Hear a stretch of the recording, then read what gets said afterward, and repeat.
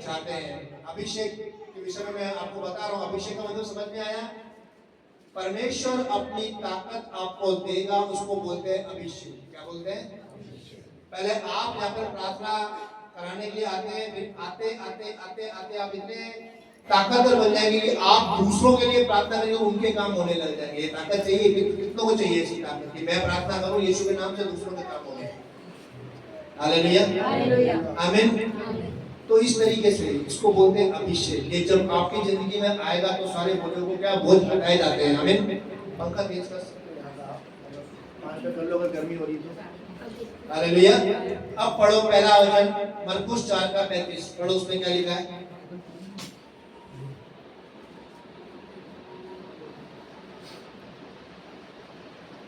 मरकुस 4:35।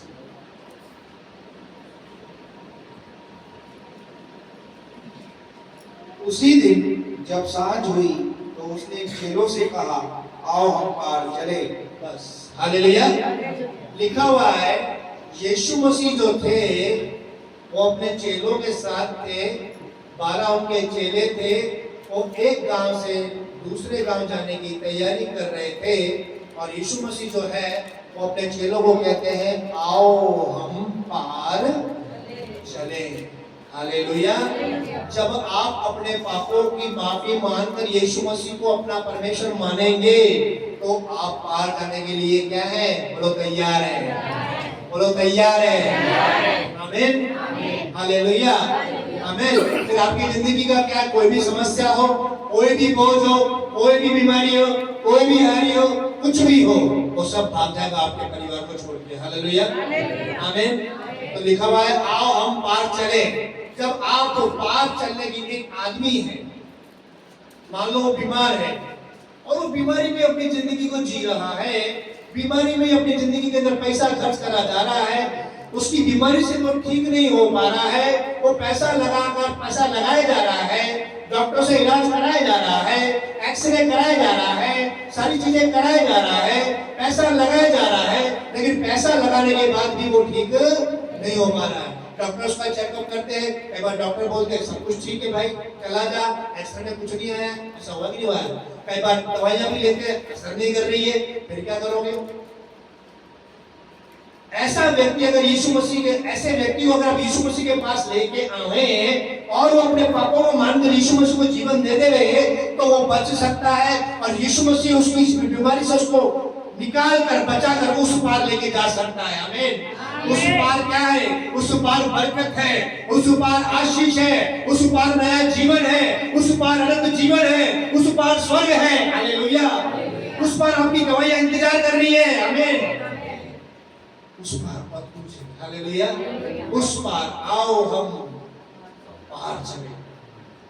हालेलुया। विश्वास करो, अगर आज आप पार जाने के तैयार हो तो आप भी नैया पार लगा सकता है। हालेलुया। जो काम आपकी जिंदगी में आपको परेशानी दिया जा रहा है, दुख दिया जा रहा है, वो चाहे कुछ भी समस्या हो सकती है, आज की सुबह वो सही हो जाएगी।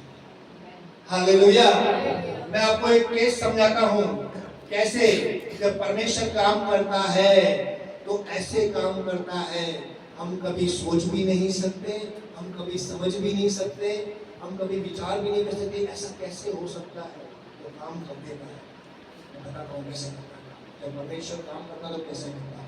पढ़ो दूसरा राजा,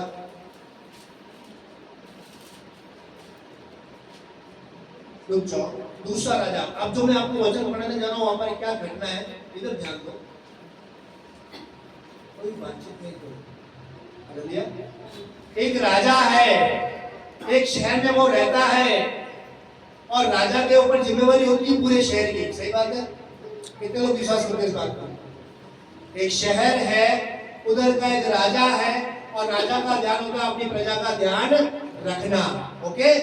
अब जो ये राजा है ये शहर में रहता है, इसके शहर में अकाल आया है। क्या है?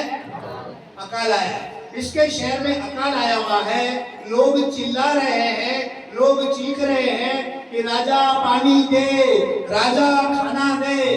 राजा बोले भाई एक आया, दो आया, उसको तो मैं घर से खिला दूं अपने महल से, कि पूरा गांव ही उठ के आ गया है। अब क्या करूं जी?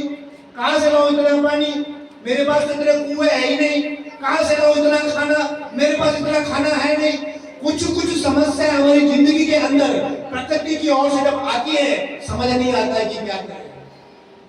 कि राजा के महल के बाहर खड़ा होकर, राजा के महल के अंदर खड़े होकर सुबह को, दोपहर को, रात को लोग चिल्ला रहे हैं, राजा अपनी प्रजा का ध्यान दे, हमको पानी दे, हम मर जाएंगे, हमको खाना दे, हम मर जाएंगे। कई बार हमारी जिंदगी में भी ऐसी समस्या होती है।